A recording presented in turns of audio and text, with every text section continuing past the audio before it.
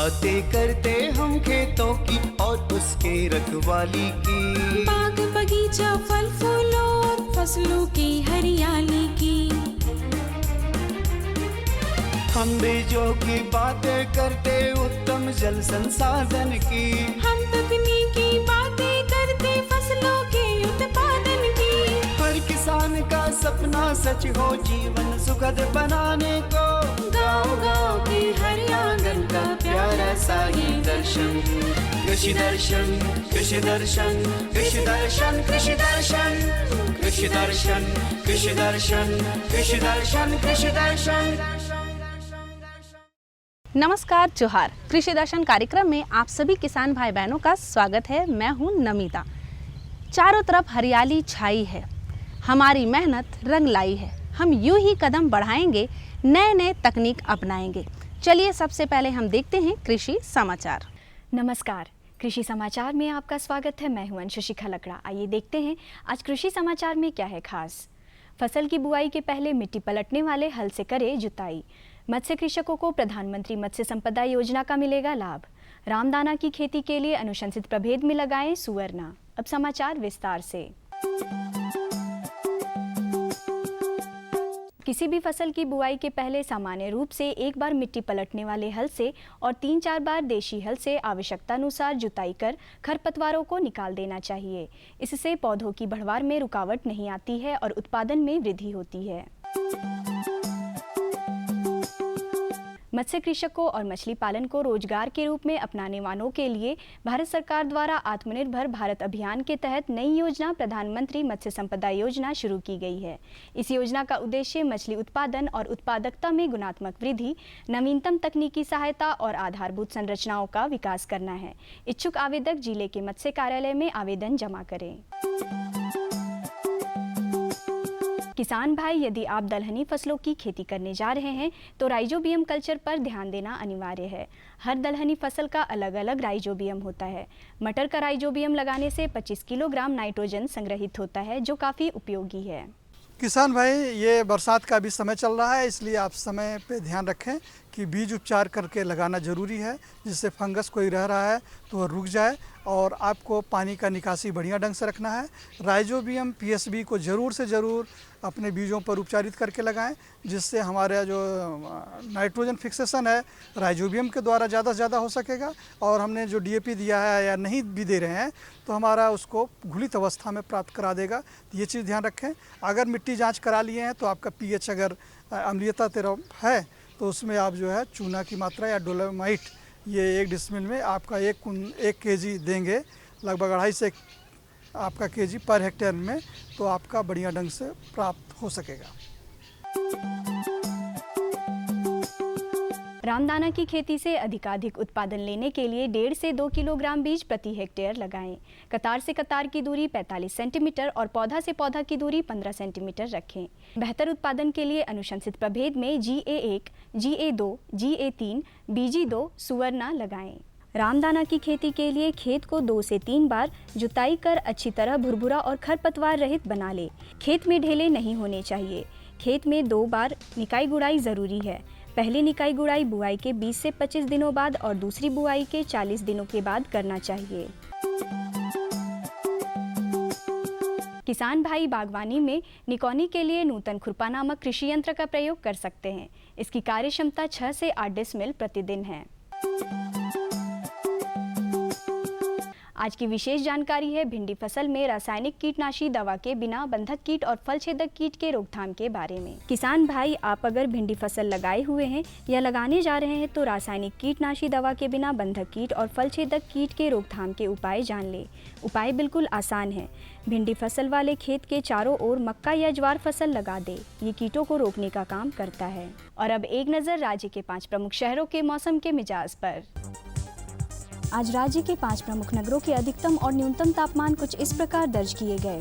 रांची का अधिकतम तापमान 30 डिग्री सेल्सियस और न्यूनतम 23 डिग्री सेल्सियस। जमशेदपुर का अधिकतम तापमान 34 डिग्री सेल्सियस और न्यूनतम 26 डिग्री सेल्सियस। मेदिनीनगर का अधिकतम तापमान 33 डिग्री सेल्सियस और न्यूनतम 25 डिग्री सेल्सियस। देवघर का अधिकतम तापमान 32 डिग्री सेल्सियस और न्यूनतम 26 डिग्री सेल्सियस। वहीं धनबाद का अधिकतम तापमान 32 डिग्री सेल्सियस और न्यूनतम 26 डिग्री सेल्सियस रहा।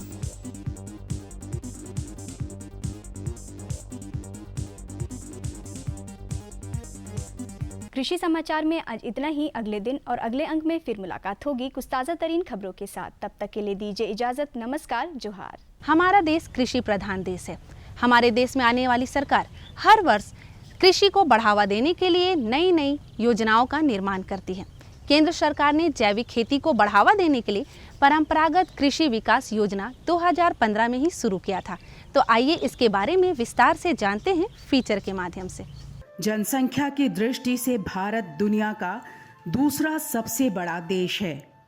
इतनी बड़ी जनसंख्या के लिए भोजन उपलब्ध कराना लंबे समय से बड़ी चुनौती रही है। इस चुनौती से निपटने के लिए उपलब्ध प्राकृतिक संसाधनों का दोहन किया गया और मिट्टी में अंधाधुंध रासायनिक उर्वरकों का इस्तेमाल किया गया।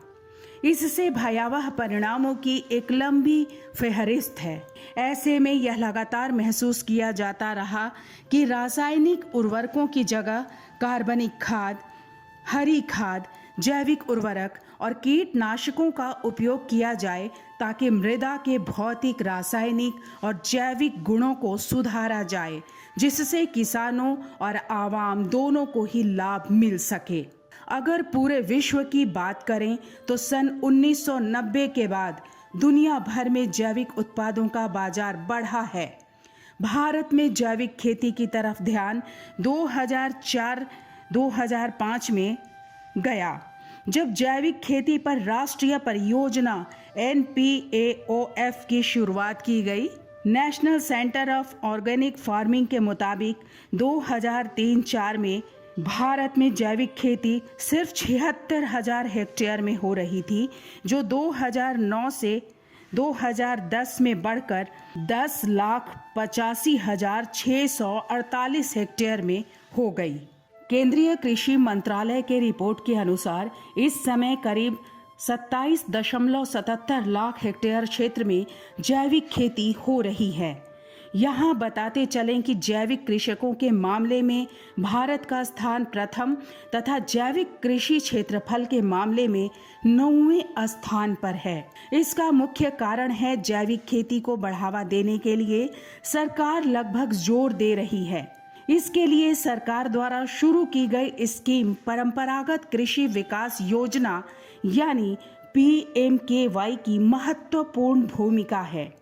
इस योजना के तहत 3 साल के लिए 1 हेक्टेयर पर 50,000 रुपये प्राकृतिक खेती के लिए दिए जाते हैं। सरकार द्वारा जैविक खाद, जैविक कीटनाशक और वर्मी कंपोस्ट के लिए 31,000 रुपये दिए जाते हैं। किसानों की आमदनी बढ़ाने के लिए सरकार ने परंपरागत कृषि विकास योजना के तहत 1662 करोड़ रुपये जारी किए हैं। हम लोगों ने इस पर डिस्कस किया, अपने गांव में बैठ कर के ग्रामीणों से डिस्कस किए कि भाई आखिर वजह क्या है। तो इस पर हम लोगों ने बहुत मंथन किया। उसके बाद में हम लोगों ने सोचा कि क्यों नहीं हम लोग इस पर जो अभी केमिकल फर्टिलाइज़र का प्रयोग किया जा रहा है, चाहे पेस्टिसाइड दवा का प्रयोग किया जा रहा है, इस पर तरह तरह का बीमारी कुछ ना कुछ अंश फसल में चला जाता है और उसको उसी के बदौलत हमारा शरीर में भी हम ग्रहण कर रहे हैं, जो भी पेस्टिसाइड दवा वगैरह का जो भी हमारा शरीर में भी जा रहा है। तो इस पर हम लोग सोचे कि भाई इस चीज़ को अगर गहन मंथन करके इसको हटा दिया जाए, क्योंकि बीमारी का वजह यही है। तो हम लोगों ने इस पर विचार किया और इसको धीरे धीरे हम लोगों ने RK मिशन पर रखा इस बात को। तब जा कर के अभी हम लोगों को RK मिशन के बहुत अच्छा सहयोग रहा, प्लस RK मिशन का तकनीकी सहयोग रहा, फिर हम लोग को नाबार्ड से वित्तीय सहयोग मिला।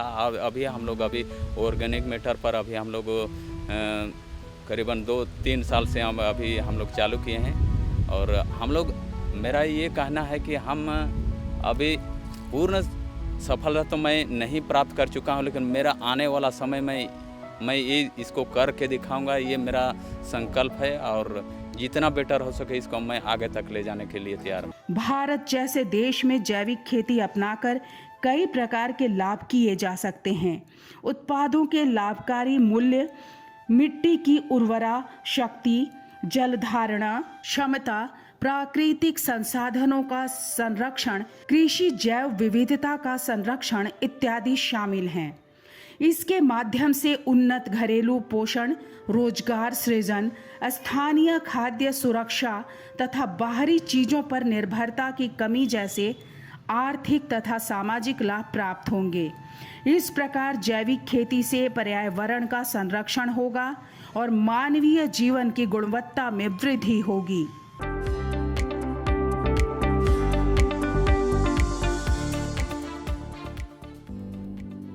ये अपने खेत में अगर हम रासायनिक खादों का या तो रासायनिक दवाओं का प्रयोग अगर यदि किसान कम कर दे या तो नहीं के बराबर कर दे, तो मैं उनसे कहना चाहूँगा कि ऐसा नहीं है कि आपका उत्पादन कम हो जाएगा आपके खेत से।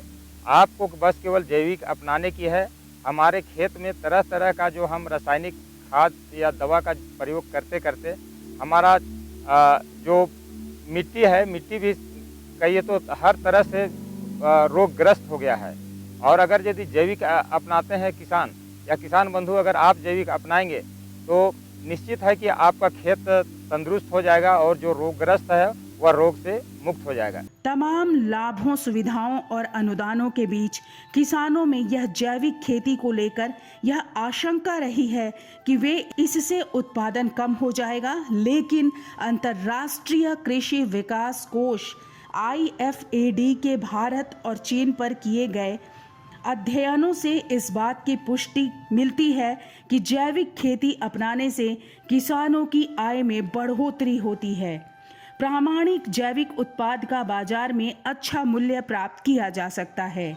यह सच है कि जैविक उत्पादों की कीमत ज़्यादा होने के कारण ग्रामीण क्षेत्रों में इसकी बिक्री कम होगी, लेकिन स्वास्थ्य के प्रति सजग क्षेत्रों में इनकी मांग काफी है।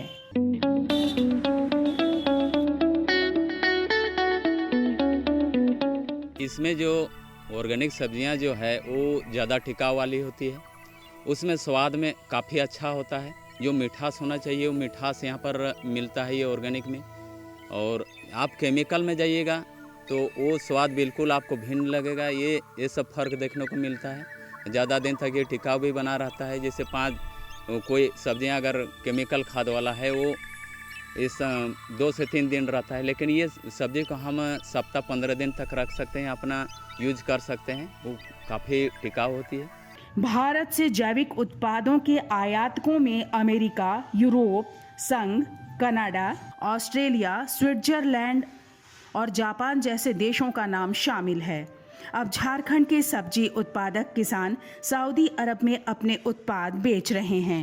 अभी हम लोग खेत से विदेश तक सब्जी हम लोग भेज रहे हैं। आज प्रथम चरण में दुबई जा रहा है हम लोगों का सब्जी। नगड़ी के फार्मर्स ग्रुप के माध्यम से हम लोगों ने सब्जियों का इनाम पोर्टल के माध्यम से क्रैक किया है। राज्य के लिए ये सबसे पहला सुखद परिणाम ये है कि प्रथम बार पोर्टल के माध्यम से दुबई हमारा सब्जी जा रही है। हमारे किसान का जो प्रोडक्ट है जो औने पौने बिकता था, अगर सरकार हमारे प्रोडक्ट को विदेश में ले जाएगी और उचित मूल्य अगर मिलता है तो किसान को खुशी होगी और किसान इसके लिए और मेहनत करेंगे ताकि उनका जो आय है वह दुगुना होगा। और समय के अनुसार जिस तरह से आज हम लोगों का शुरुआत किए हैं उसी तरह से किसान के लिए भी जो समस्याएं हैं, खास करके 2-3 बिजली, खाद बीज और इलेक्ट्रिक, अगर 3 चीज़ें पूरा कर देती है तो निश्चित रूप से किसान का मनोबल और ऊंचा होगा और सरकार का जो कार्यक्रम है वह सही सफल होगा। जागरूकता की कमी, सहायता के लिए अपर्याप्त सुविधाएं, बाजार की जानकारी का अभाव, निर्यात की मांग को पूरा करने की अक्षमता, वित्तीय समर्थन का अभाव और उत्पादन कम होने की आशंका कुछ ऐसे कारण हैं जिससे किसानों के बीच जैविक खेती के प्रति रुझान कम देखा गया। इसके अलावे जैविक खेती के लिए प्रमाण पत्र प्राप्त करने की प्रक्रिया की जानकारी का अभाव भी किसानों के जैविक खेती के प्रति रुचि को नहीं बढ़ा पाया। जैविक परंपरागत कृषि विकास योजना इन तमाम समस्याओं और आशंकाओं को दूर करने में सफल रहा है। इस योजना से किसानों को पर्याप्त प्रोत्साहन मिल रहा है। तमाम सुविधाओं और प्रोत्साहन के कारण ज़्यादा से ज़्यादा किसान अब जैविक खेती से जुड़ रहे हैं। देखिए सर, बदलने का तो बहुत बदला है। जैसे पहले जो था ना, हम लोग का दादा सब पहले जैविक ही था। उस समय ना चश्मा उसमें पहनने का नहीं होता था, लेकिन आजकल देखिए मतलब रासायनिक हुआ था बीच में, तो चश्मा उसमा का प्रयोग हो रहा था। फिर पहले का ही तरह फिर अभी जैविक आ रहा है। तो अभी अगर हो सके हम लोग ऊपर ना चश्मा पहनने का नौबत आए, ये सब हम लोग को अभी बहुत सा हिस्सा जो है चूँकि हमारा जो किसान जो है गरीब क्षेत्र से बिलोंग करता है, और गरीब क्षेत्र से रहने के वजह से वो पैसा नहीं होने की वजह से वो अपना खेती बाड़ी नहीं कर पाता है। क्योंकि अभी खाद के क्षेत्र में जा रहे हैं तो काफ़ी पैसा लगाना पड़ता है। और हम यहाँ पर देखें कि जैविक खेती से जो है अपनी प्राकृतिक संसाधन जो भी आसपास के जो क्षेत्र में जो भी हमारा वनस्पति है उससे ही हम खाद तैयार करते हैं, दवा तैयार करते हैं। क्योंकि लागत में बहुत कमी, इसमें कम खर्च ये करना पड़ता है, केवल श्रम अपना देना पड़ता है। बीज संजीवनी, पौध संजीवनी, शस्य गव्य और पंचगव्य का उपयोग कर मिट्टी उपजाऊपन को बरकरार रखने के प्रति सचेत हो रहे हैं। अब किसान नीम और करंज की पत्तियों का इस्तेमाल कीट नियंत्रण के लिए कर रहे हैं। 10 पर्णी जैव कीटनाशी एवं फफूंदनाशक के रूप में किसानों के बीच लोकप्रिय हो रहा है। अब तक जो खरपतवार समस्या बना हुआ था उसका सदुपयोग हरी खाद और जैविक खाद बनाने के लिए किया जा रहा है। वो खेती जो था पहले तो रासायनिक जो था ना, उसमें तो बहुत पैसा लगता है। और ये कंपोस्ट और ये जो है जैविक खाद, केचुआ खाद, तो इसमें तो अपना घर में बनाते हैं, तो इससे तो फायदा है हम लोग का। और जैसे कि वो क्या कहते हैं, वो जो है DAP है, 30 रुपया केजी मिलता है हम लोग को। अच्छा। और ये मैंने जैविक खाद जो है 6 रुपया केजी मिलता है। पैसा का भी थोड़ा मैंने इसमें ज़्यादा कीमत मिलता है। जो जैविक खेती से जो उपज होता है उसका दाम भी ज़्यादा मिलता है। हम लोग प्रचार करते हैं कि इसका मैंने भोजन में स्वादिष्ट भी है, सब्जी का शरीर के लिए भी लाभदायक है। लोकप्रियता और मांग को देखते हुए सुदूर देहातों में अब महिलाएं वर्मी कंपोस्ट तैयार कर रही हैं। ये वाला हम लोग डालते हैं, पहले DAP हम लोग डालते थे, तो DAP डालने से हम लोग का कुछ मर जाता था, गेहूँ या तो और कुछ, और इसको डालने से सब जन्म जाता है। हम लोग का बीज सब बीज जन्म जाता है। बीज जन्मने के बाद पूरा हरियाली रहता है, उसमें हरियाली भी रहता है और उसमें जोंगड़ापन नहीं आता है। पहले का DAP और ये यूरिया था ना, वो पूरा जोंगड़ा पर आता था और खाने में भी टेस्टिंग नहीं लगता था। और ये वाला है बहुत टेस्ट लगता है खाने में, मीठापन आता है और वो रिबरच लगता था, तीत जैसा। पहले हम लोग देते थे DAP खाद, यूरिया खाद दे के बनाते थे। हम लोग को पता नहीं था, हम लोग उतना जानते थे नहीं। उसके बाद में हम लोग जब महिला समाज में जुड़े तो राजेश भैया ने, उदय भैया ने और ललिता दी, इन लोग का हम लोग को फिर ट्रेनिंग दिलाई है, अनिता दी, तो सब लोग ट्रेनिंग दिए हैं। तो बता दिए जो ये खाद अगर उपयोग करिएगा तो रोग दुख से सबसे बचावा होगा, पैसा का बचावा होगा, तब आप लोग आगे बढ़ पाइएगा। जैसे कि अगर कोई हम लोग का काम पड़ता है तो हम लोग पति जब पैसा मांगते थे तो देने के लिए नहीं चाहते थे, 2 बात बोलते थे। तो इन लोग अगर शिक्षा हम लोग को दिया तो हम लोग आगे बढ़े, अपना पैर पर हम लोग खड़ा हो गए सर। जैविक खेती अब लोकप्रिय हो रहा है। किसानों का जैविक खेती के प्रति रुझान बढ़ रहा है और जैविक खेती का क्षेत्रफल लगातार बढ़ रहा है। निश्चित रूप से परंपरागत कृषि विकास योजना का प्रोत्साहन इसके नेपथ्य में है। यह कृषि के असमतल ओत की चुनौतियों को समतल करने का एक सघन साधन है। परंपरागत कृषि विकास योजना के अंतर्गत ऑर्गेनिक फार्मिंग को पूरे देश में प्रोत्साहित करने में जुटी है। विशेष रूप से उत्तर पूर्व को ऑर्गेनिक खेती के हब के तौर पर विकसित किया जा रहा है। साथियों, एग्रीकल्चर में भविष्य इसी तरह के नए सेक्टर्स की उन्नति किसानों की उन्नति में सहायक होगी। ग्रीन और व्हाइट रिवॉल्यूशन के साथ ही जितना ज्यादा हम organic revolution, water revolution, blue revolution, sweet revolution पर बल देंगे, उतना ही किसानों की आय बढ़ेगी। भारत जैसे कृषि प्रधान देश के प्रधानमंत्री जब किसानों से जैविक खेती करने की अपील करते हैं, जैविक खेती को प्रोत्साहित करने के लिए योजनाओं और अनुदानों की घोषणा करते हैं, तो उत्पादन और उत्पादकता के प्रति उनकी सोच, मिट्टी और मनुष्य के स्वास्थ्य के प्रति उनकी चिंता, किसानों की आमदनी, पोषण और देश में खाद्य सुरक्षा के प्रति उनकी गंभीरता और किसान और आवाम के दीर्घकालिक कल्याण और टिकाऊपन झलकता है।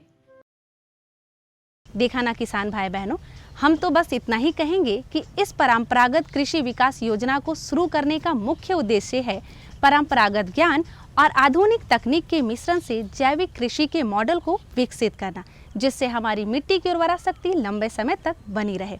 और भी बहुत सारी बातें करेंगे, लेकिन अगले अंक में। हमारा पता है कार्यक्रम कृषि दर्शन, कृषि प्रकोष्ठ द्वारा केंद्र निदेशक, दूरदर्शन केंद्र, रातू रोड, रांची।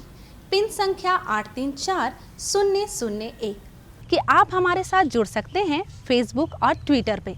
साथ ही साथ कृषि दर्शन के हर अंक को आप देख सकते हैं यूट्यूब के माध्यम से। चलिए किसान भाई बहनों, अब आप मुझे और हमारे कृषि दर्शन टीम को विदा दीजिए। नमस्कार, जोहार।